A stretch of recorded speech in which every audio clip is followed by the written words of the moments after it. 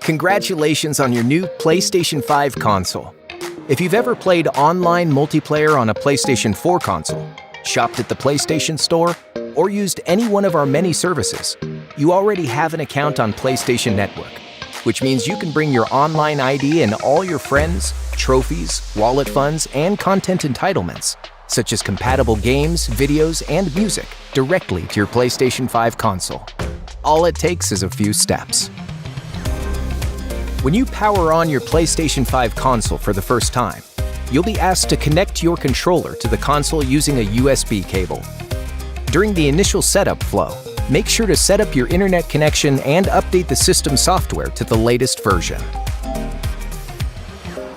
You'll see two options to sign in. One is the manual sign-in. If you know your sign-in ID, also known as your email address, you can enter it here along with your password. We know this might be tricky for some people, so we've added a new, easier method called Sign In with PlayStation app. That's the QR code on the right. To use it, download PlayStation app to your tablet or mobile phone. Here's a QR code to help take you to your app store of choice to do that now.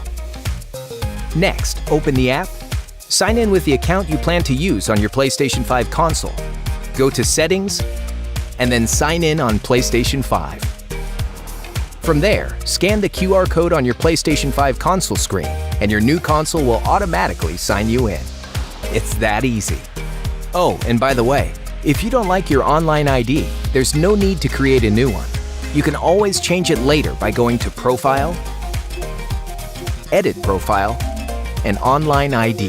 Online ID change fees may apply. Now you're ready to start your new PlayStation 5 console adventure. Enjoy!